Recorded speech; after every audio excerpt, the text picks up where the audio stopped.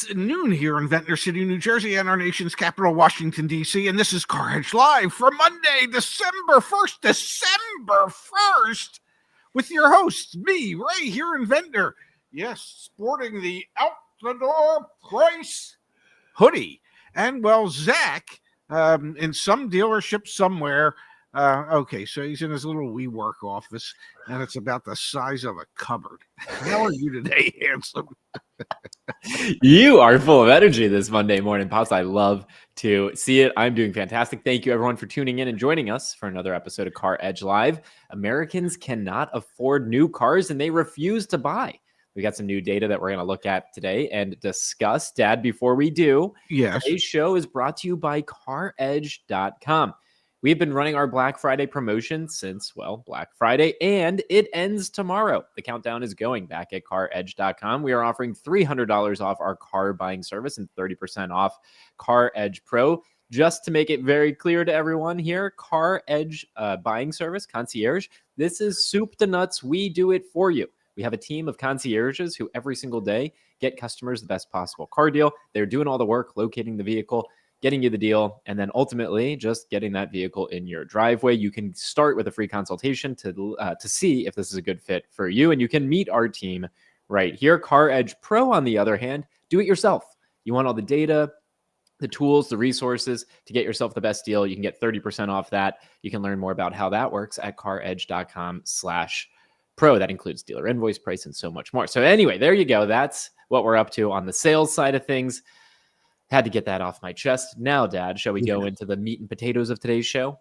Oh, we're doing meat and potatoes? I love meat and potatoes. We've got an article in Wall Street Journal this morning, the Wall Street Journal. American consumers lose patience with high car prices.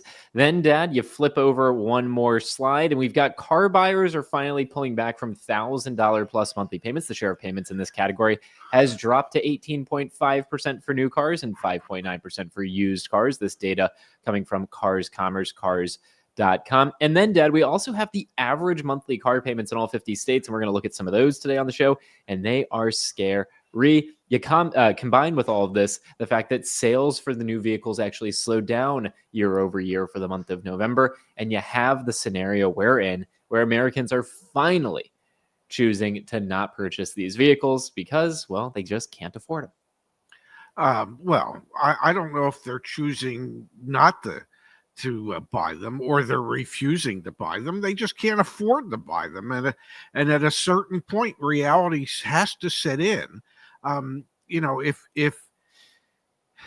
the reality is that you need to put food on the table and a roof over your head, and you wanted that $60,000 Ford pickup truck, and then the payment on that $60,000 Ford pickup truck is $1,000 a month, and the reality is, you go, I can't afford that. So you're not refusing to buy. You're just finally accepting reality, and perhaps, just perhaps, the manufacturers will begin to accept reality, and realize that they need to broaden their customer base as opposed to continually narrowing their customer base. Well, I think that's what I find fascinating, Dad. Wall Street Journal doesn't every single day write articles about customers not buying cars. I mean, American consumers lose patience with high car prices. That is the, I guess, professional way to say Americans can't afford new cars and they're refusing to buy. But it's the same story.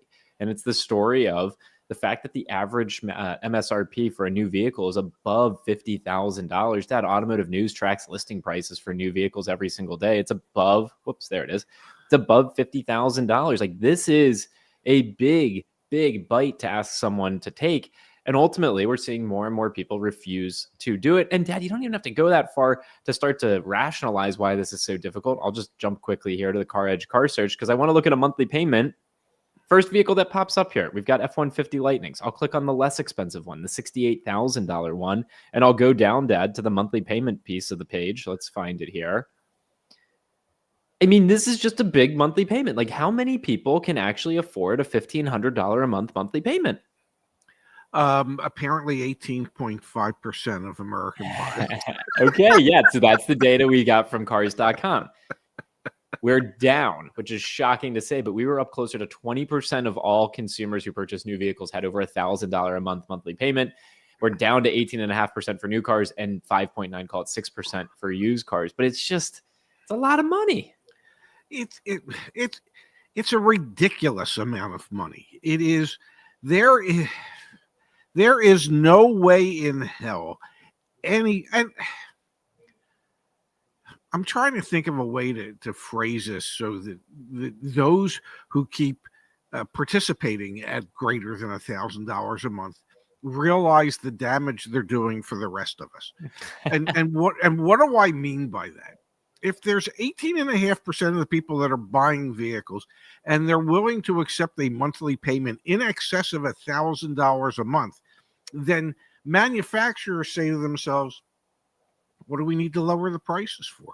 Why do we need to figure out how to produce less expensive vehicles? Yeah. And even though that number's dropped from like 19.5% to 18.5%, it's still a sizable percentage of those people out there who are buying vehicles. And it really makes no sense to me, regardless of how much money you make, that why would you ever spend $1,400 a month for a depreciating asset? I mean, just why? I want to be clear, though, because we are starting to see the ramifications of people refusing to buy. Sales are actually down 8% year over year.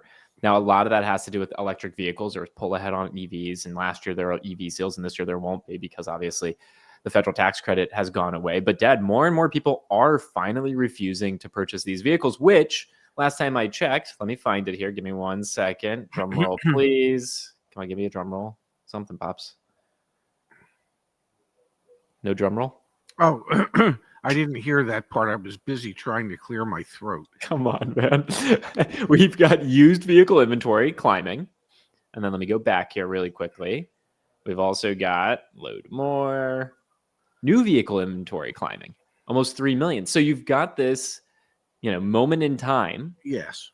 Where customers are refusing to shop, but at the same time, Dad, manufacturers continue to produce vehicles. And fortunately, we're starting to see more used cars show up in the used car lanes as well at the auctions and on dealer lots. So this has one impact and one impact only. Prices go down. So it is a little bit of a story of the people who are still spending $1,500 a month right now on a car, sure, they are propping the market up. But there are fewer and fewer people doing that. That's what the data is showing. Yet the manufacturers keep producing vehicles. When supply increases and demand goes down, what happens to prices? There could not be more clear indication that we are in a buyer's market and will continue to be a buyer's market, is my estimation. And if I may, yeah.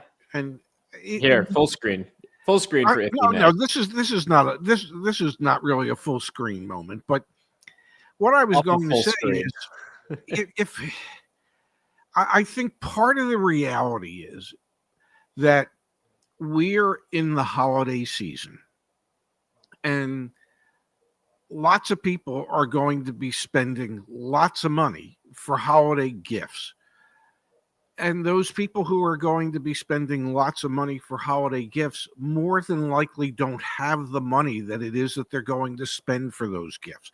They are going to put them on credit cards and other lines of credit because people just readily don't have that type of cash laying around. Sure.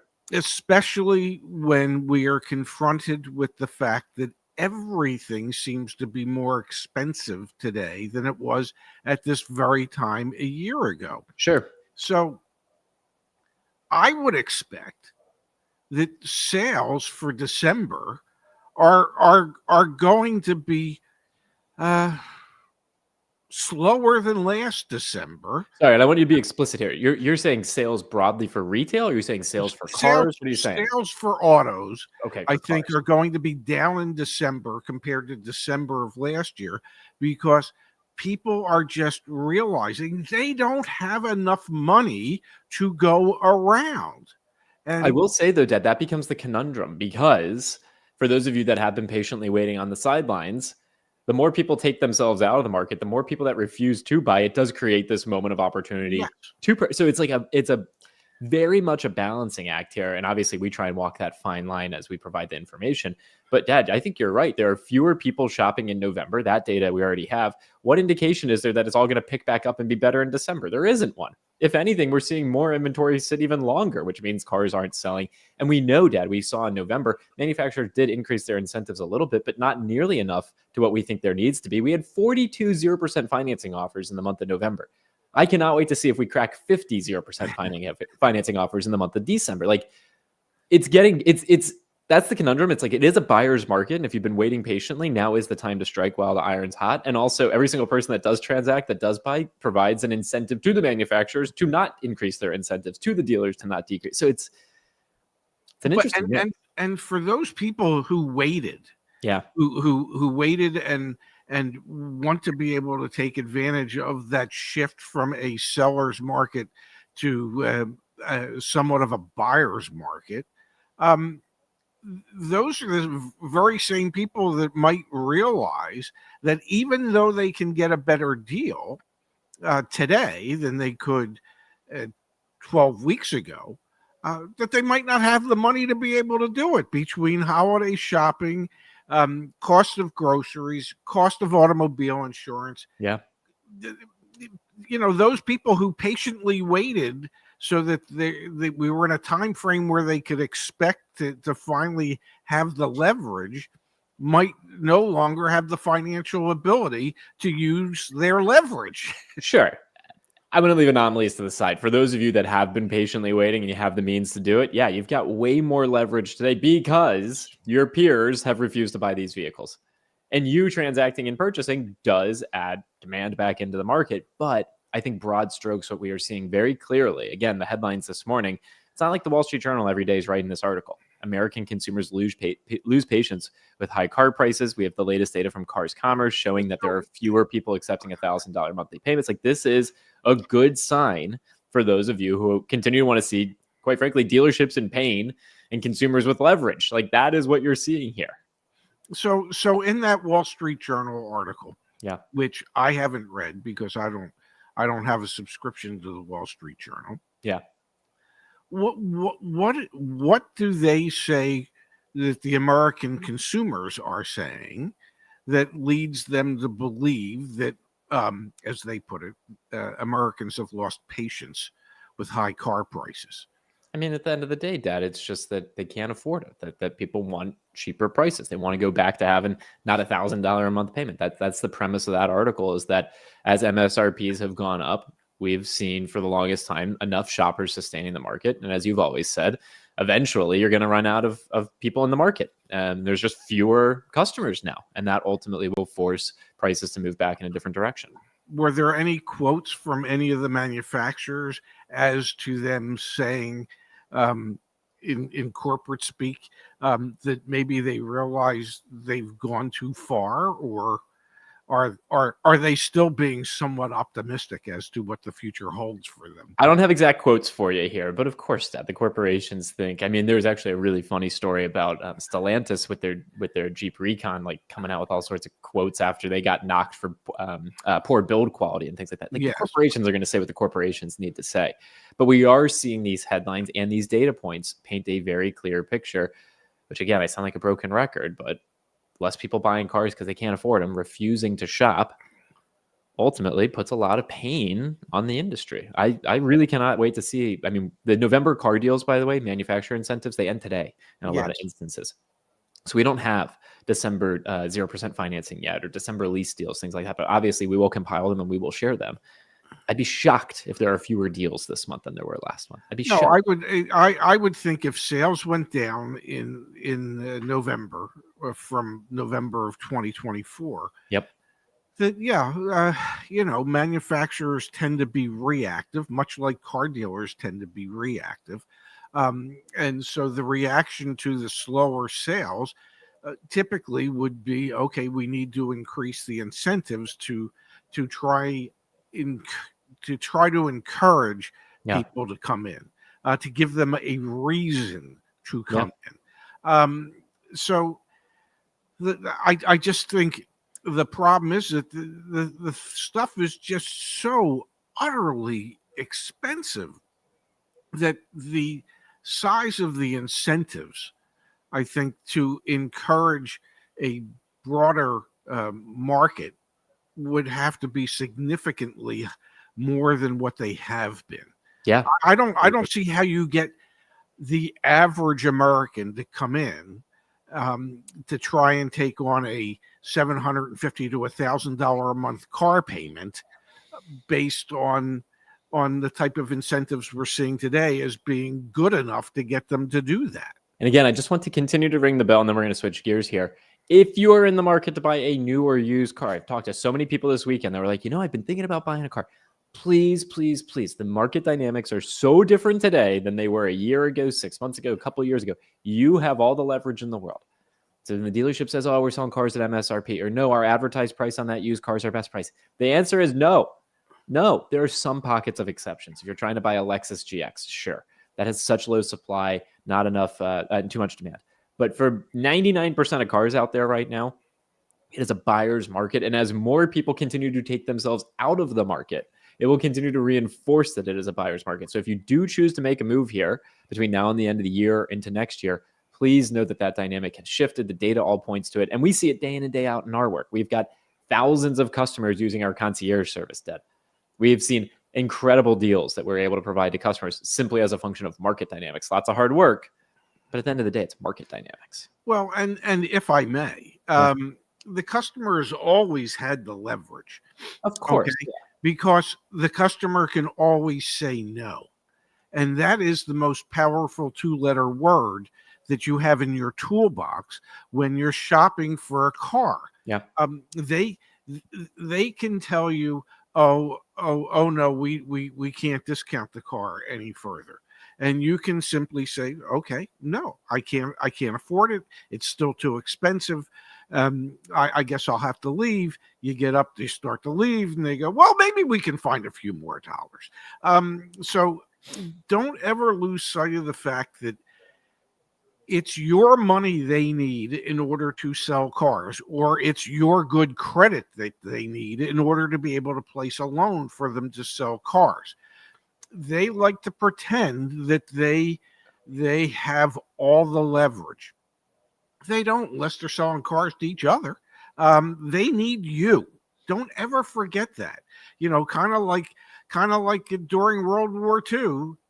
We want you. The U.S. Army needed you. Well, dealerships need you, unless they're selling cars to each other.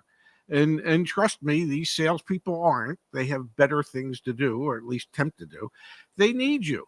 So as long as they always need you to be the ultimate customer, use that powerful 2-letter word, no, until you can get what it is that you want.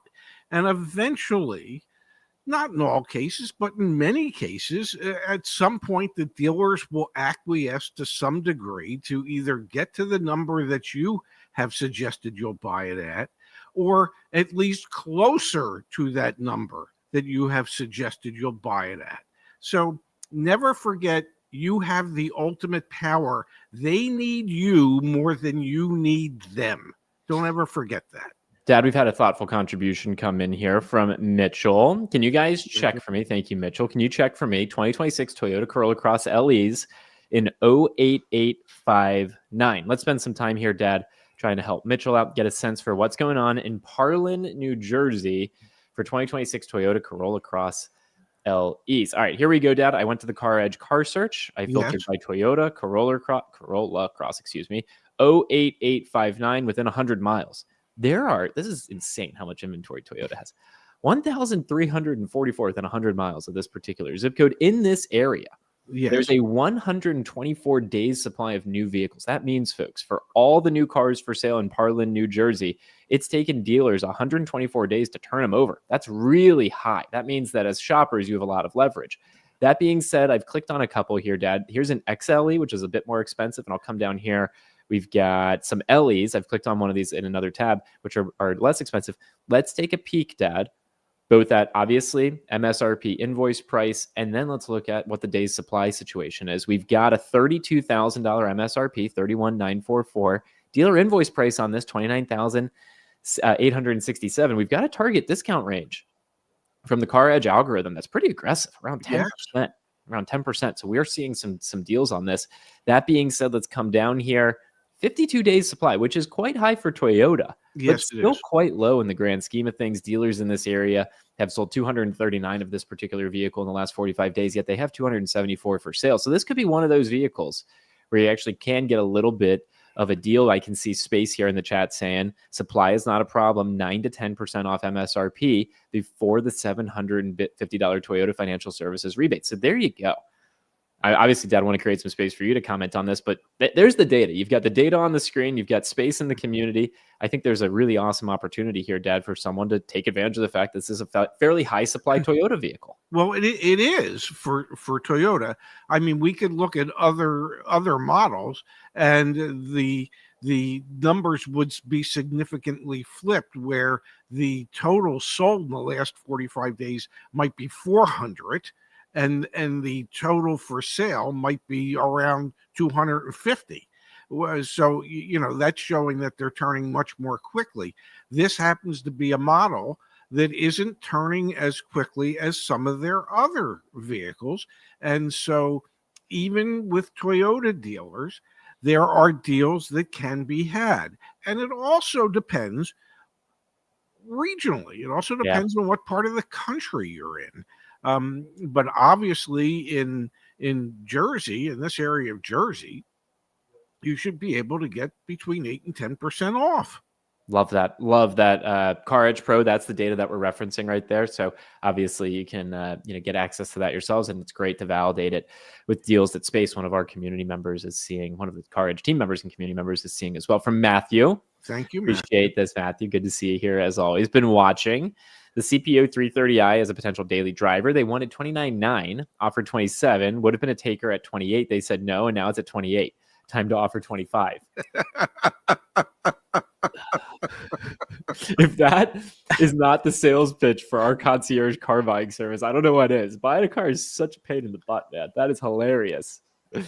Yeah. I can't imagine how many deals get passed on by dealerships when a customer offers a bit less than what they thought they wanted to take, and then suddenly within a week or two they're at the number you were at or lower in an effort to try and sell it.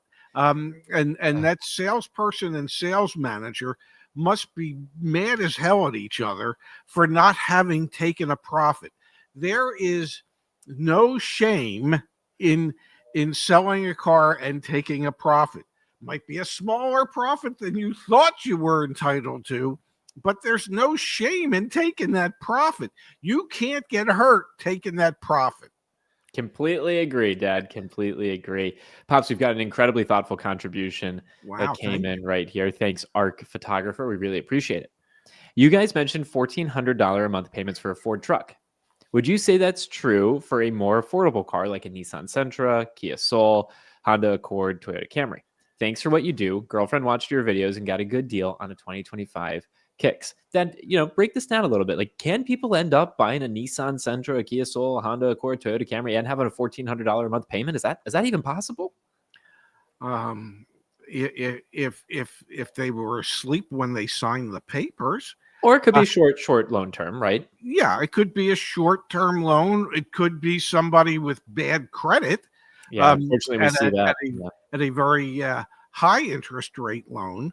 But typically, when you're looking at cars in the $20,000 to $30,000 price range, and if you're going to finance it for 60 or 72 months, it would be hard to have a payment in excess of $1,000 a month. But I guess if you put your mind to it, you could do just about anything. Yeah, but I mean, there are more affordable vehicles out there, obviously. That being said, some of those vehicles really struggle to sell. For example, that Nissan Sentra, for whatever reason, Nissan continues to struggle to sell them, even though they do represent some of the most affordable options out there in the market. Ark, glad we were able to help you and your girlfriend. Thank you so much for that very kind contribution. From Matthew as well. Yes. Pops, this one ain't a Pratt profit. Started at $36,000 in August. So we've been documenting here on the CarEdge live channel how used car prices are evolving in the market today. Matthew, if you have the VIN handy, let me know so I can pull up that the vehicle detail page and look at the price history. 36,000 down to now you're going to offer him 25. That's a big drop in a short period of time. And the dealership's down to, they would take the 28 that he would have bought it at. Yeah. Sometimes depending upon how long a vehicle's been sitting, and so it was there in August. We're in December. The dealership has to look at it and go, okay, at this point we own it for way more than what it's really worth. If we have to take some type of loss, take the loss and move on. Take that $28,000 that you could have had and put it towards buying a vehicle that hopefully you can turn a profit on more quickly. It's all about inventory management. It hasn't changed in forever. I mean, it's cash flow and inventory management. You have to look at what's sitting and you have to figure out how to get it out of there. And you have to look at your pricing. And if you haven't had a whole lot of activity on a vehicle, then your price is too damn high, and make the adjustments. And you can't always justify the price of the vehicle based on how much money you have in the vehicle. If you overpaid for it, it's not the customer's fault that's trying to buy it from you. That's your fault for overpaying for it. This is the time of year where we see a lot of strange behavior from car dealers trying to not get desperate, but ultimately needing to get desperate to sell inventory to move it along. Going to see lots of interesting pricing behaviors, negotiating tactics, etc., especially this time of year, as, like we said at the outset of the show, more people are choosing not to purchase vehicles. And as a result, it's putting pressure on the industry to lower prices. As prices go lower, it brings more people back into the market. Yes. This is the juggle, right? This is the thing that we're all trying to balance. And it does create that opportunity for some weird market dynamics. One more comment here from Matthew, then we'll switch gears. I paint metered it. It's a good car. There you go. Matthew knows what's up when it comes to buying a used vehicle. Well, the truth of the matter is, you should paint meter a car. And most dealerships have paint meters. The used car manager probably has one or two paint meters, and you can always ask your salesperson, oh, by the way, could we borrow the used car manager's paint meter? I want to take a closer look at this vehicle. Yeah, we're not going to go too into the depths. And so let me explain what a paint meter is. We are going too into the depths. Go for it. Okay. A paint meter is it measures the thickness of the paint on a vehicle, and say it's 8 millimeters thick. It measures in some areas, and then in another area it might be 12 or 14. Well, that would indicate that there's extra paint there because, I don't know, there had been an accident and it has been repaired. So the reason you want to use a paint meter is the thickness of the paint should be the same on all the panels. There should not be wide fluctuations between the thickness of the paint on the front fender and the rear fender. So that's what a paint meter is. Used car managers have them. They usually use them when they go to appraise the cars because they want to see if a vehicle's been in an accident. I wanted to spend some time looking at monthly payment data, but we're actually going to do that on tomorrow's show. Instead, Dad, I need to address a comment that was on our most recent show. Dad, this came from a gentleman named Dale, so I'm pulling this up on the screen here. I keep hearing about your free consultation phone call, but when I called yesterday, your secretary, Tony, said I would have to pay first. That is not free if you ask me. I even sent you an email and you still have not responded. Either your phone consultation is free or it is not. And this comment got a lot of upvotes, and that brought a lot of stress and disdain to me because not only did Tony, who is not a secretary on our team, she's one of our customer support representatives, have a 20-minute engaging phone call with this community member. I also followed up via email multiple times, as did Tony. And so I want to really set the record straight here, which is I replied back. Hi, Dale, Zach here. Tony called you twice yesterday. Both went to your voicemail. She also emailed you. I also emailed you after your original comment on another one of our videos, and I let you know that I was going to listen to the call, talk to my team, and get back to you in full today. We are here to help. That was on Thanksgiving, by the way. We are here to help. The consultation call is to help figure out how we can help you. We offer free support in so many ways, and I encourage you to check out our forum. You can also email me directly or my dad, and we will try and assist you. I'm gonna continue here because this is really important to me. To Zach, I don't know what phone number Tony called, but it wasn't my phone number. My cell phone makes an entry whether you leave a message or not. I checked and there was none. I have not checked my computer today for email messages. I am on the West Coast Pacific time, so I'm a 3-hour difference in time. I am also a late sleeper, especially after the Thanksgiving holiday. I will check my emails in just a sec, as today is a slow day for me. I got the message from Ray that he would forward my message onto you. That was one day. That was the day before Thanksgiving. I didn't think he would respond until after the holiday. Look forward to reading your email. Thank you. And I want to be clear here. There's a lot of people, Dad, that slam us for being salespeople, that we're like, just trying to take advantage of people. And I want to set can't tell if it's the car salesman sleaze or his son who does the talking about their $1,000 service 40 times a video. Y'all, on Saturday, I called Dale twice because the first time he did not answer. The second time he did. I was grateful for that. And we had a nice 20-minute conversation. And I encouraged Dale, ultimately, Dad, to go test drive some vehicles because he's not quite sure what he wants. He's not sure if he wants a 2013 to 2018 Toyota Camry or if he wants to lease a new vehicle. More power to you, Dale. I hope you figure out what you want. Once you do, we'd be happy to help you get the best deal possible on that and have an awesome shopping experience. What I also communicated to Dale, and I'm going to communicate here to our community, is Tony is not a secretary. She's a really important person on our team. She's a customer support representative, not a secretary. Tony talks to dozens of people every single day, and I have the utmost respect for her and what she does for our team. So not a secretary. Made that very clear to Dale. The second thing is, do we have opportunities to improve how we communicate our services and make it very clear what we offer and how we provide value? Of course we do. And I want all the feedback in the world to get better at doing that. And I also do not want to misrepresent the efforts that we put in to try and meet our community where they are. The phone calls, the emails, the text messages, we're on it. We might not always get it right. And when we don't get it right, we own that. But I do not like seeing comments that paint a picture that we are not putting our best foot forward to try and serve our community and serve the people who put trust in me, my dad, and the 50 people who work at CarEdge. So there was something about the secretary comment that really irked me.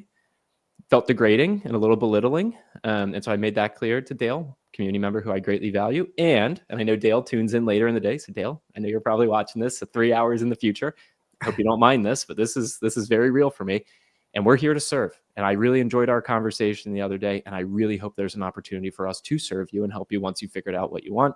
But I just wanted to take a couple minutes, Dad, because that did not sit well with me when I saw those comments coming in. And I just really wanted to take a moment and set the record straight. Well, I'm glad you did.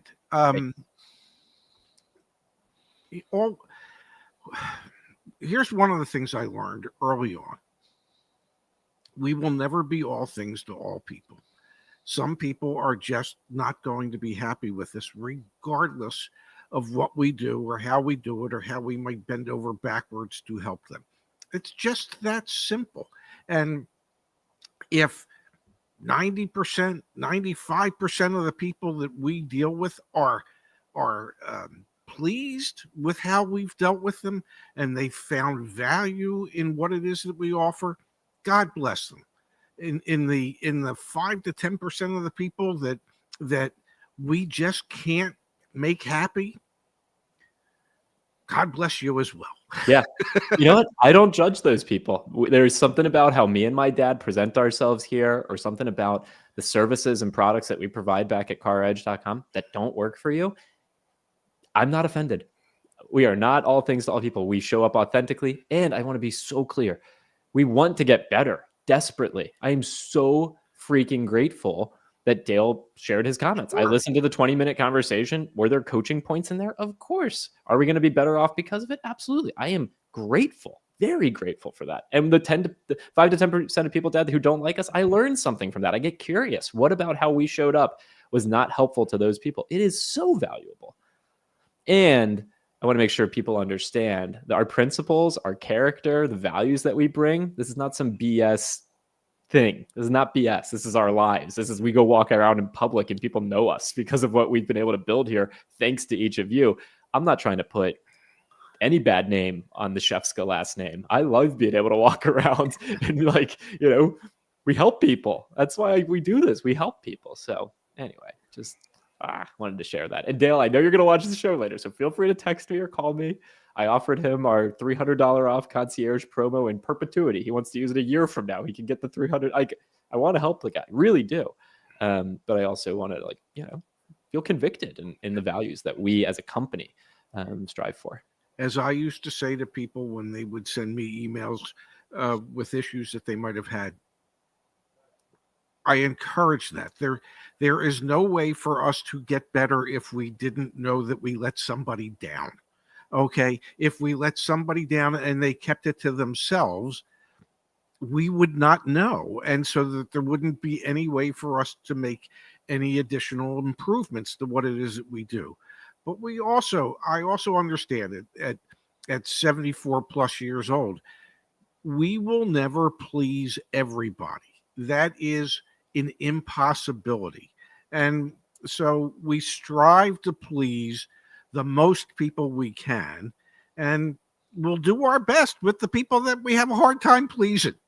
You know what? And I bet you, Dad, in the 6 years that we've been working on CarEdge, we've gotten better at being able to meet more people where they are. I think when we first started this, especially our products and services, they were not as mature and fully formed as they are today. I am certain we're able to meet more people where they are today. I think in our content, we always have opportunities to try and be more accessible to more people. Yes. But anyway, we could go on. I could talk about this forever. I don't see a huge need to continue to belabor it, but thank you for listening to my little commentary there. If we can help you folks, I will do what was that comment? My 4,000th pitch of the show, CarEdge.com. There are all sorts of great resources, both free and paid. Yes, we do have paid services to help you buy a car, paid products and services to help you buy a car, because we've got an incredible team that's on payroll here. I feel very proud of the folks that work here and to be able to provide a good living to them. But anyway, check it out, CarEdge.com, if we can support you in any way, shape, or form. Otherwise, we'll be back tomorrow. I'll be in person, side by side with my dad, making my way down to Ventnor City, New Jersey. Can't wait to be there with you, Pops. Well, I'm looking forward to it. I know there's supposed to be a nor'easter coming through, so You picked a great day to come to the shore, but we will do the best we can. And knowing that I'm on the 4th floor, even if we have floods tomorrow, we should be good. All right, folks. We'll see you later. Thanks so much, Dad. Yeah. Love you, handsome. See you tomorrow.